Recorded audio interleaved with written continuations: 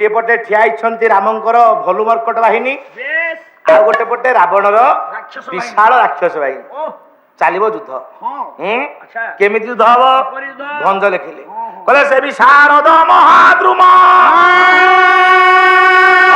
तेज सने द्रुम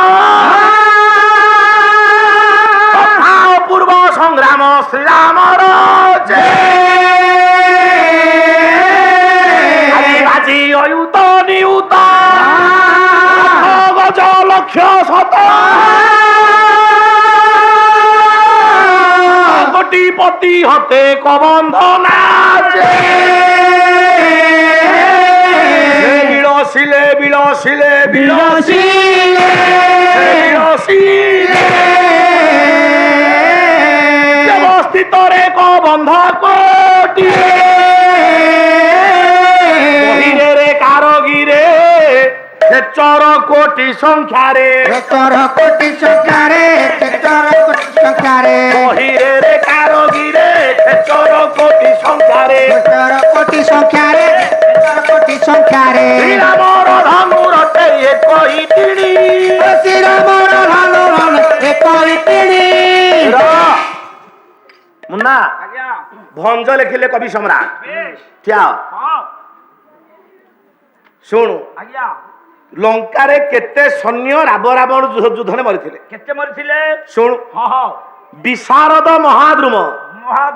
गोटे विराट द्रुम भलिया देखा जाउछन्ती रामचंद्र तार आगरे रावण गोटे छोटिया गुळुम पर देखा जाउछि आज्ञा आज्ञा रामंक निकट रावण गोटे गुळुम पर देखा जाउछि बुझि पाइलु आज्ञा बाजी अयुत बाजी माने कोन बाजी माने घोड़ा घोड़ा आज्ञा अयुत माने 10,000 आज्ञा 10,000 घोड़ा घोड़ा नियुत रथ बेश नियुत केते केते आज्ञा 10 लक्ष नियुत पर कोटी आज्ञा 10 लक्ष रे गोटे नियुत आज्ञा 10 लक्ष रथ बेश बाजी अयुत नियुत रथ गज लक्ष्य शत बेश लक्ष्य 100 लक्ष आज्ञा गज मल्ले जेतिकी लोक मरंती बेश जेतिकी जीव मरंती मरंती श्रीरामंकर धनुरे ए गोटे खेचर नृत्य करे खेचर नृत्य करे आज्ञा एई भलिया 10,000 खेचर नाचिले गोटे कबंध नाचे एई भली 10,000 कबंध नाचिले रामंक धनुरे गोटिए घंटी टीन करी शब्द करे अरे वाह बुझिलु आज्ञा एतक मल्ले गोटिए थर घंटी टीन गिरी बाजे केतरा घंटी लागिथिला राम को धनुरे 7 घंटी बोले बाजिले शपथ घंटी शपथ दिन प्रकटी 7टा घंटी 7 दिन ये बाजिला आगे हिसाब करंतु केते भालू मांकड़ राक्षस कोउठी थिले कवि कल्पना सार से कथा राम रावण युद्ध चली गोटे पटे रावण गोटे पटे राम एतिक बेले विभीषण कहला कहला प्रभु 7 दिन हेगला युद्ध सरुनी काहेकि विलंब करूछन रावण जाहिताया वीर नुह आपण ताको मारी पारिबेनी जदि मारिबा को चाहुचंती तार 10टा मुंड को छेदन करंतु रावण रे केइटा मुंड 10टा मुंड एक कथा पुराण कहे आ के बना करछि कि सारे प्रकृत रावण रो 10टा मुंड कोन गोटे मनीषर 10टा मुंड कोठी हेलानी माने कोन कहउछन आपण रावण रो 10टा मुंड आमे काई कहउचे मा कोन भाई हमर मोबाइल रे गोटे 4GB मेमोरी पडुछ मेमोरी कार्ड मेमोरी पावर तो गोटिए मेमोरी कार्ड 4GB मु 10टा मेमोरी कार्ड रखिबी केते हेला 40GB ठीक है नहीं कहिबार तात्पर्य आम मानकर मस्तिष्कर विचार शक्ति जेते की ताठू 10 गुण प्रखर विचार शक्ति रावणर गोटे साधारण मुंड ठारू ता मुंडर पावर 10 गुण अधिका तेणु ताको आमे कहते 10 मुंडिया ताल ताल प्रकृतर 10टा मुंड नुहे ना सेई कथा पुनश्च 10टा महाविद्या को आयत्त करिथिबे बेश पानी दियो सारंग पानी 10टा महाविद्या को आयत्त करिथिबार आमे कहू तार 10टा मुंड किंतु प्रकृतिर गोटे मनुष्य 10टा मुंड भगवान रामचंद्र गोटिए गोटिए गोटिए गोटिए मुंड काटिले काटिछंती ବୁଝିଲୁ ହଁ। ସର୍ବଶେଷରେ ବେଶ। ନାଭି କମଳରେ ଥିବା ଅମୃତ ଭାଣ୍ଡକୁ ଜାଣିଲେ ବ୍ରହ୍ମବାଣ ପ୍ରୟୋଗ କରି ହଁ ରାବଣ ମରିବ। ମରିବ ମୁନାରେ ଆଜ୍ଞା ମୁନା ଆଜ୍ଞା। ଯେତେବେଳେ ଭଗବାନ ରାମଚନ୍ଦ୍ର କୋଦଣ୍ଡ ଉପରେ ହଁ। ବ୍ରହ୍ମବାଣକୁ ସନ୍ଧାନ କଲେ ରାବଣ କହିଲା ପ୍ରଭୁ ଠେର ରହିଯା ରହିଯା ରହ ହଁ ବ୍ରହ୍ମବାଣ କୋଦଣ୍ଡ ଉପରେ ଥୁଆ ହେଲାଣି ହଁ ଇଏ ପ୍ରହାର ହବ ମୁଁ ମରିବି ମରିବି ନିଶ୍ଚିତ କିନ୍ତୁ ମରିବା ପୂର୍ବରୁ ମୋର କେତେଟା କଥା ପଚାରିବି ଓହୋ କେତେଟା କଥା ହୁଁ କଣ ପଚାରିବୁ ରାବଣ କହୁଛି ହଁ କହିଲା ମଲା ପୂର୍ବରୁ ମୁଁ କିଛିଟା ପ୍ରଶ୍ନ ପଚାରିବି ମତେ ଉତ୍ତର ଦିଅ ଓହୋ ମୃତ୍ୟୁ ପୂର୍ବରୁ ଶେଷ ଇଚ୍ଛା ଜମାନ ବନ୍ଦୀ ହଁ ଉତ୍ତର ଦିଅ ଆଚ୍ଛା ନା କଣ ପଚାରୁଛୁ ପଚାର ପଚାର ରାବଣ କହିଲା କହିଲା ବ୍ରହ୍ମା କହିଥିଲେ ହଁ ବ୍ରହ୍ମା କହିଥିଲେ କହିଲା ବ୍ୟୁତପନ ଆୟୁଷ ଛପନ ଗଣ୍ଡା ଯୁଗ ହେ ବିଦାପନ ଆୟୁଷ ଛପନ ଗଣ୍ଡା ଯୁଗ ହେ ବିଦାପନ ଆୟୁଷ ବାହୁଡାଇ ହୁଡି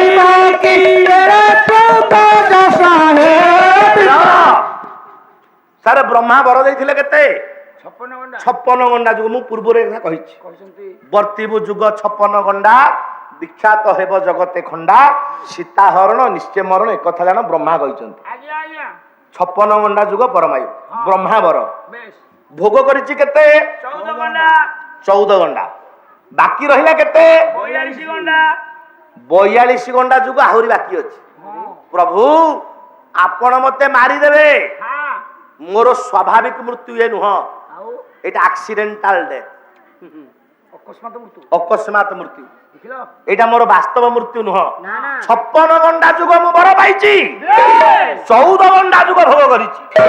ଇଏ ଆଉ 42 ଗଣ୍ଡା ଯୁଗ ଆୟୁ ସମ କେଉଁ ଆଡେ ଗଲା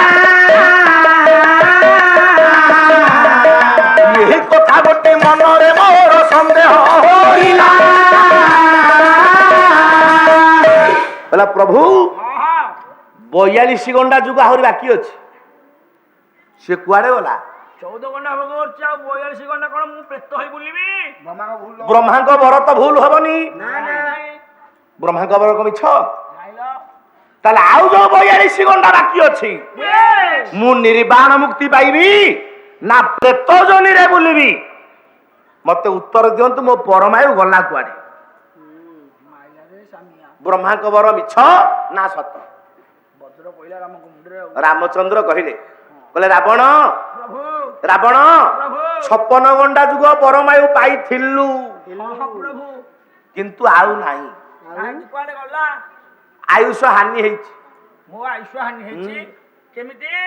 କେତେଟା କାମ କଲେ ପରମାୟୁ କମେ ରହିଯା ପ୍ରଭୁ ରହିଯା ଜାଣିପାରୁଛି ତମେ କୋଉ କଥା କହୁଛ କୋଉ କଥା ଆପଣ କହିବେ ନା ସେଇ କଥା କୋଉ କଥା ନାରୀ ଗର୍ଭିଣୀ ଶାଶୁ ବଧ ପାପଙ୍କ ମଧ୍ୟରେ ପରମାଦ ଏ ତିନି କର୍ମ ଯେ କରଇ ଆୟୁଷ ଥାଉ ସେ ମରଇ ମୁନାରେ ଆଜ୍ଞା ସେଟା ଶାଶୁ ବଧ ନୁହଁ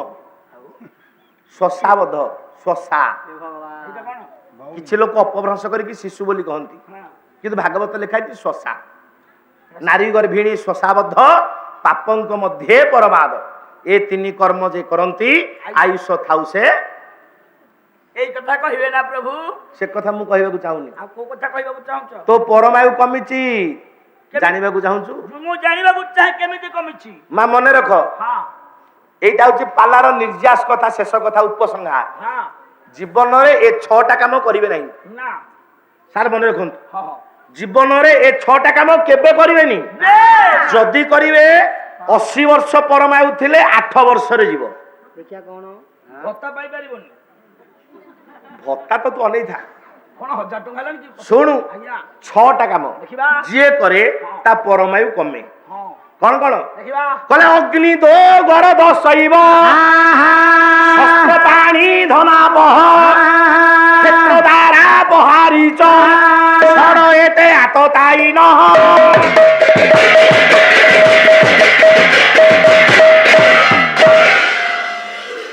ତମ ସହିତ ଆଜି ଶେଷ ଦେଖା ଆଉ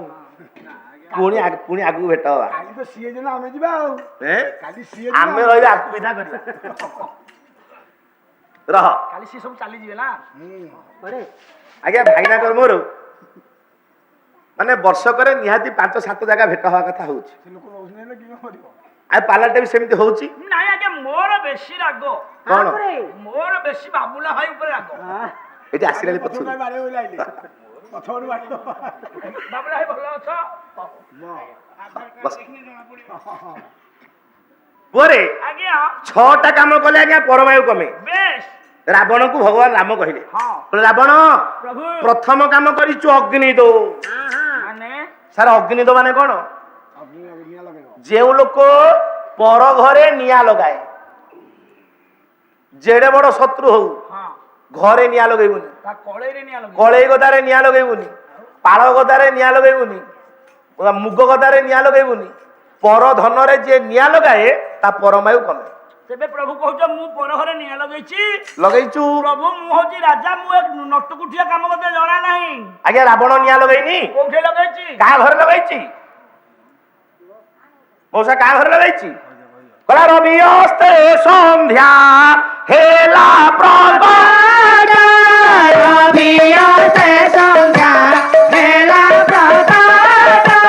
କ୍ଷୀଣ ମାର୍ଜାର ସମାନେ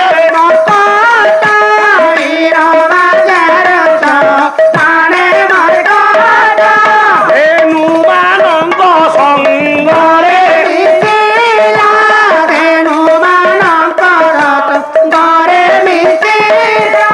ଲଙ୍କା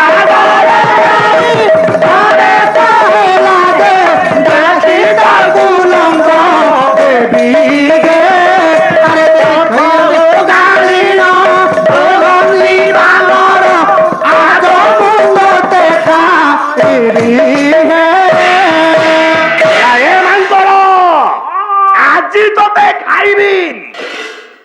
ଆଉ ଖାଇବିନି ଲଙ୍କ ଦେବୀ କହୁଛି ହଁ ହଁ ସାର ହନୁମାନ ଆସିଛି ହଁ ସୀତା ଠାବ କରିବା ପାଇଁ। ବେଶ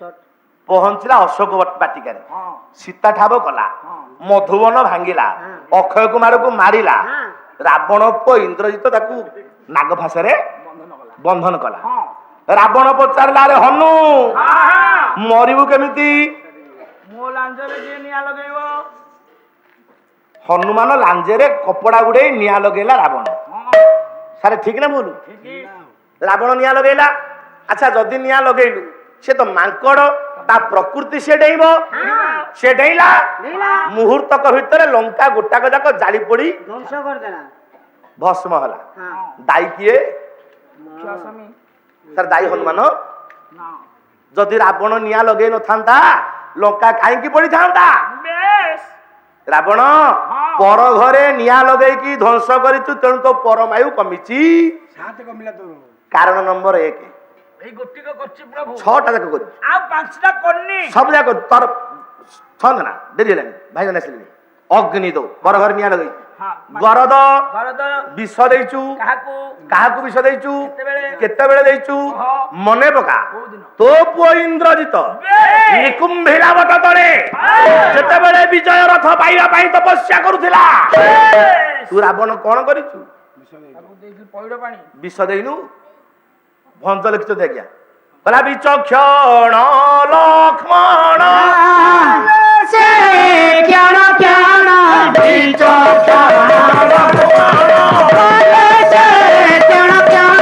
ଆରେ ରାଜ ସ୍ୱପ୍ନ ବିକ୍ଷଣ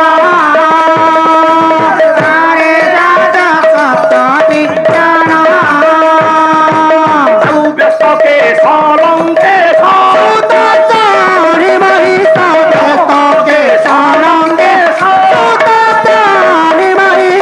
ମହିମ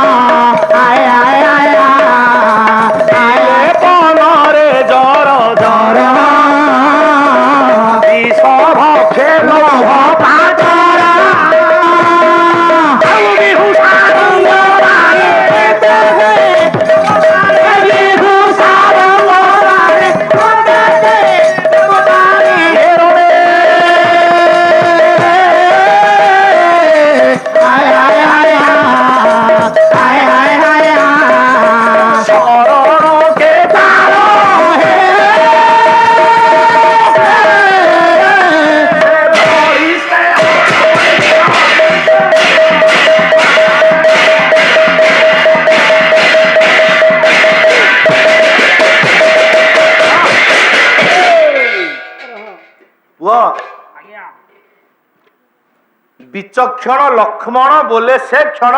କ୍ଷଣ କ୍ଷଣଦାରେ ସ୍ୱପ୍ନ ବିକ୍ଷଣ। ବିକ୍ଷଣ ଦିନେ ଲକ୍ଷ୍ମଣ ଭାଇଙ୍କ ପାଖରେ କହୁଛନ୍ତି ସଟ୍ ସଟ୍ କହିଲେ ଭାଇ ହଁ ଆଜି କ୍ଷଣଦାରେ ହଁ କ୍ଷଣଦା କହିଲେ ରାତ୍ରି ଆଜି ରାତିରେ ମୁଁ ଗୋଟେ ସ୍ୱପ୍ନ ଦେଖିଛି। ସ୍ୱପ୍ନ ଦେଖିଛ ହୁଁ କଣ ଲକ୍ଷଣ କଣ ସ୍ୱପ୍ନ ଦେଖିବା ନା ବ୍ୟସ୍ତ କେଶ ଲଙ୍କେଶ ସୁତ। ହଁ ହଁ ଲଙ୍କେଶ ହେଲା ରାବଣ ରାବଣର ବଡ ପୁଅ ଇନ୍ଦ୍ରଜିତ ବ୍ୟସ୍ତ କେଶ କେଶ ମୁକୁଳିତ କରି ଦେଇଛି କେଶ ମୁକୁଳା କରିଛି ହଁ ଚଢି ମହିଷ ମଇଁଷି ଉପରେ ଚଢି ମଇଁଷି ଉପରେ ବସିଛି ହଁ ହଁ ଦକ୍ଷିଣ ଦିଗକୁ ଯାତ୍ରା କରୁଛି। ଖାଲି ସେତିକି ଆଉ ବିଭୂଷାରଙ୍ଗ ବାଣୀ ବେକରେ ପକେଇଛି ମନ୍ଦାର ମାଳ ଭୂଷା ଯିବ ମୋ ବାଣେ ମୋ ବାଣରେ ସେ ଭୂଷା ଯିବ ଜଣା ପଡୁଛି କାହିଁକି ନା ବଳି ସ୍ନେହ ବିଲେ ପନରେ ଜର ଜର ବେଶ ବଳି ସ୍ନେହ କହିଲେ କଣ ରାଶି ତେଲ ବଳି ସ୍ନେହ ଲାଗେ ରାଶି ତେଲ ରାଶି ତେଲ ସର୍ବାଙ୍ଗ ଶରୀରରେ ବଳି ହେଇଛି ବିଷ ଭକ୍ଷେ ଲୌହ ପାତ୍ରର ଲୁହା ପାତ୍ରରେ ବିଷ ପିଉଛି। ସାର୍ ଏଇଠି ହଉଛି କଥା ଲୁହା ପାତ୍ରରେ ବିଷ କଣ କଣ ମା ଆପଣ ମାନେ ଯେତେବେଳେ ବାହା ହେଇକି ଆସିଥିଲେ ବାପ ଘରେ ଦେଇଥିଲେ କଂସା ତାଟିଆ କଂସା ଥାଳି କଂସା ବେଲା କଂସା ଗିନା ସବୁ ଦେଇଥିଲେ ସେ କଂସା ବେଲା କୁଆଡେ ଗଲା ବନ୍ଧା ହେଇକି ଥୁଆ ହେଇ ଦାଦା ଉପରେ ଝିଅ ବାହା ହେଲେ ନବ ଏଇ ଜିନିଷ ଆଉ ଏ ବ୍ୟବହାର କରିବାକୁ ଝିଅ ବାହା ହେଲେ ତାକୁ ଦିଆହବ ଆଉ ଖାଉଛେ କୋଉଥିରେ ଷ୍ଟିଲରେ ଷ୍ଟିଲ ବାସନରେ ଲୁହା ପାତ୍ରରେ ଯାହା ଖାଇବେ ସେ ହଉଛି ବିଷ ସ୍ଲୋ ପ୍ରୟୋଜନ ବିଷ ଭକ୍ଷେ ଲୌହ ପାତ୍ରର ଆଚ୍ଛା ସେ ବିଷକୁ କିଏ ଦେଇଥିଲା ମୁଁ ଦେଇଥିଲି ହୁଁ ମୁଁ ଦେଇଥିଲି ଆଇନ ମନା କରୁଥିଲା ମନା କରୁଛୁ ଦେଇନୁ ତା ଦେହ ଗରମ ହବ ବୋଲି ତେଣୁ ଭାଇ ନା କାଲି ଯୋଉ ସ୍ୱପ୍ନ ମୁଁ ଦେଖିଛି ଏଥିରୁ ସ୍ପଷ୍ଟ ପ୍ରମାଣିତ ହୁଏ ଇନ୍ଦ୍ରଜିତ ମୋ ହାତରେ କାଲି ଯୁଦ୍ଧରେ ମରିବ। ହଉ ଦିଟା କରିଛି ସାର୍ ଏଠି ଆଉ ଗୋଟେ ପ୍ରଶ୍ନ ଆସିବ କଣ କଣ ଇନ୍ଦ୍ରଜିତକୁ କିଏ ମାରିବ ଲକ୍ଷଣ ଲକ୍ଷ୍ମଣ ମାରିବେ ସତ କହୁଥିଲା ଆଚ୍ଛା କଣ କୋଉ ଲକ୍ଷଣ ଥିଲେ ଇନ୍ଦ୍ରଜିତ ମାରିବ କଣ ସତ 12 ବର୍ଷ ଖାଇବନି ଯିଏ 12 ବର୍ଷ ହେଲା ଖାଇ ନଥିବ ଶୋଇ ନଥିବ ମୈଥୁନ କରି ନଥିବ ସେଇ ଇନ୍ଦ୍ରଜିତକୁ ମାରିବ ଅନେକ ହେଇଥିବ ସାର୍ ଠିକ ନା ଭୁଲ ଏଇଟା ଇନ୍ଦ୍ରଜିତ ବର ପାଇଛି ଲକ୍ଷ୍ମଣ କହୁଛି ଭାଇ ନା କାଲି ରାତିରେ ମୁଁ ସ୍ୱପ୍ନ ଦେଖିଛି ଯେ ଇନ୍ଦ୍ରଜିତ ମରିବ ବେଶ ତାମାନେ ଲକ୍ଷ୍ମଣ ଶୋଇଛନ୍ତି ନା ନାଇଁ ଶୋଇଛନ୍ତି ଯଦି ଲକ୍ଷ୍ମଣ ଶୋଇଛନ୍ତି ହଁ ତାହେଲେ ଇନ୍ଦ୍ରଜିତ ମାରିବେ କେମିତି ହଁ ଥାଉ ଦେଖିଆ କଣ ଥାଉ ତାହେଲେ ଥାଉ ସବୁ ଥାଉ ଆଉ ଯଦି ଶୋଇଛନ୍ତି ତାହେଲେ ଇନ୍ଦ୍ରଜିତକୁ ମାରିବେ କେମିତି ହଁ ନ ଶୋଇଲେ ସ୍ୱପ୍ନ ଦେଖିବେ କେମିତି ବେଶ ଆମେ କହିବା ଦିବା ସ୍ୱପ୍ନ ସେଟା ଦିବା ସ୍ୱପ୍ନ ନୁହଁ ଭଞ୍ଜ ଲେଖିଛନ୍ତି କ୍ଷଣଦାରେ କ୍ଷଣଦାରେ କ୍ଷଣଦା କହିଲେ ରାତି ରାତିରେ ରାତିରେ ସ୍ୱପ୍ନ ଦେଖିଛନ୍ତି ଆଉ ମୀମାଂସା କଣ ଦେବା ବିଚାର କରନ୍ତୁ ରାମ ଆସିଥିଲେ କେତେ ବର୍ଷ ବନବାସ 14 ବର୍ଷ ସୀତା ହରଣ ହେଲେ କେବେ 13 ବର୍ଷ କହିଲା ପିତୃ ଉଦ୍ଦେଶ୍ୟ ବନବାସ ପୁରିଲା ଦ୍ୱାଦଶ ବର୍ଷ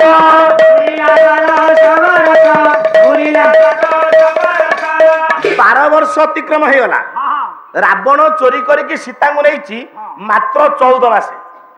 14 ମାସ ନେଇଛି 14 ମାସ ଲଙ୍କାରେ ସୀତା ରହିଛନ୍ତି କେତେ ମାସ 14 ମାସ 14 ମାସ ଆଚ୍ଛା ଲକ୍ଷ୍ମଣ କାହିଁକି ଶୋଇନାହାନ୍ତି ମୁଁ ଏ ଛାନ୍ଦଟା ପୂର୍ବରୁ ସାର୍ ବୋଲିଛି ମା କହି ଛାଡ଼ିଥିଲେ ସୁମିତ୍ରା କହିଲେ ପୁଅ ଜଙ୍ଗଲକୁ ଯାଉଛୁ ରାମ ହଉଛି ବାପା ସୀତା ହଉଛି ମା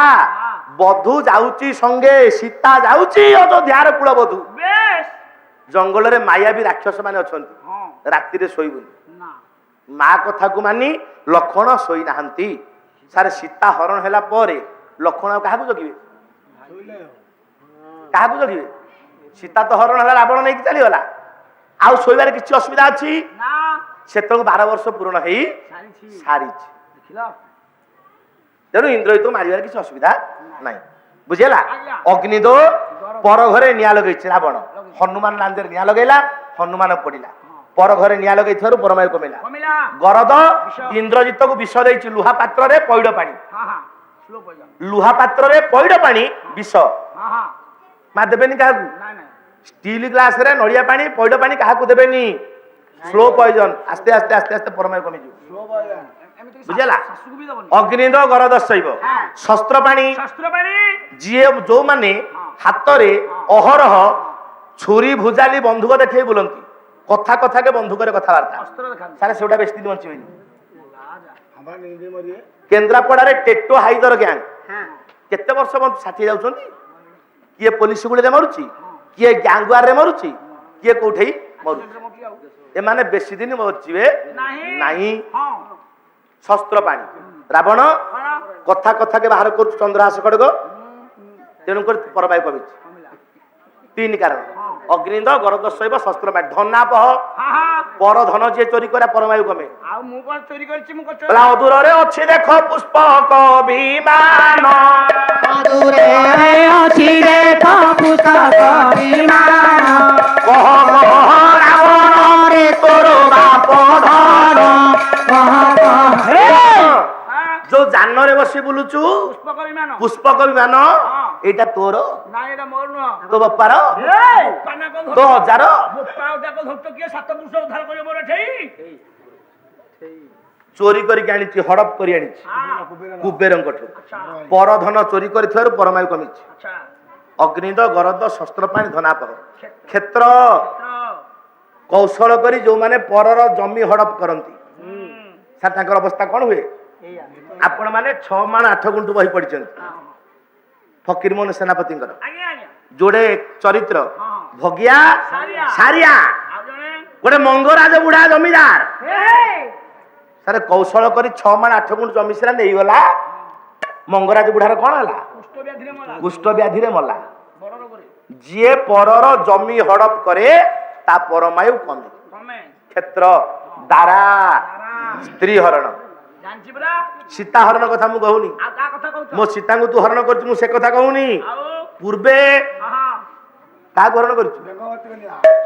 ବେଦମତୀ କନ୍ୟା ହଁ। ଅଭିଶାପ ଦେଇଥିଲା ହଁ। ହେ ରାବଣ ମୋରି ବଂଶରେ ମରିବୁ ଛାଡ ସେ କଥା ଏଇ 6ଟା କାମ କରିଥିବାରୁ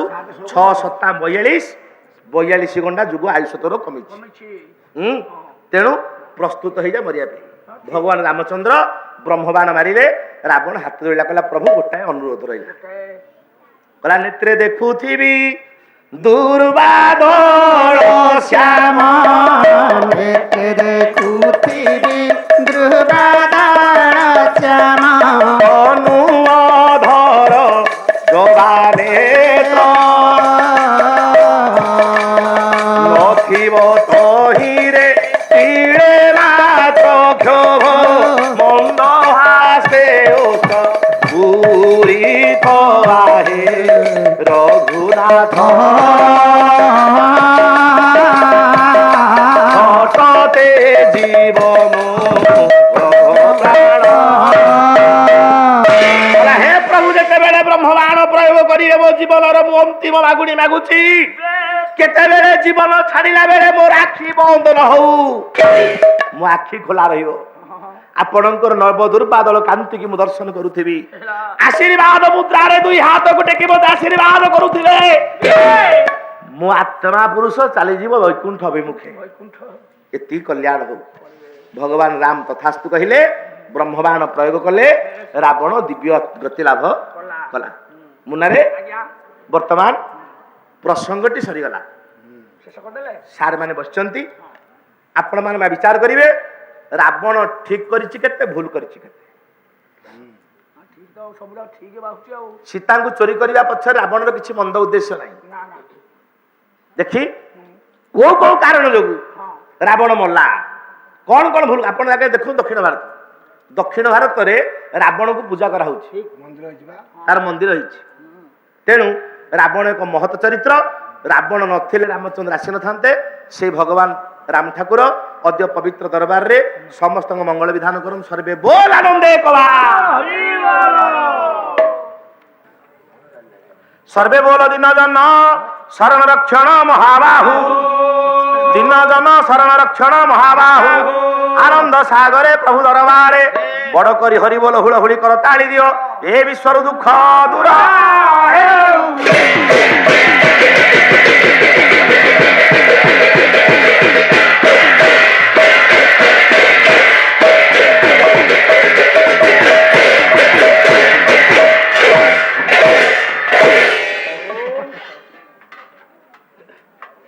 जय जगन्नाथ मु गायक तत्व श्री सुनील कुमार महापात्र मल्लीपदर खोर्धा जगतसिंहपुर जिला मुंडिलो ग्रामर ग्रामवासी मान द्वारा आयोजित सांबस्तरिक पाला महोत्सव रे आज पाला परिवेशन करिछि। चतुर्थ जामिनी प्रथम स्तबक विषयटी होछि रावण उद्धार। यही शीर्षक रे आजिर पालारे भक्त रावण को भगवान राम किपरि उद्धार करिसंती से विषय में आलोकपात करिछि। जदि ए पाला भितरे आपण मानकर सुचिंतित मंतव्य प्रदान करने पई मु अनुरोध करुछि। ए जो टेलीकास्ट करा जाउछि समस्त निकट रे पहुँचबो। एथिपाई आपण मानकर बहुमूल्य मंतव्य कमेंट लाइक देबे अपेक्षा कर रही। जय जगन्नाथ। आपण मानक आम कार्यक्रम केमती लगे आशा करुँच निश्चिंत भाव भल लगे। आहरी नुआ नुआ कार्यक्रम देखापी आपण मैंने आम चैनल लाइक और शेयर करो। आज्ञा हाँ सब्सक्राइब करने भूलिए नहीं। रोची।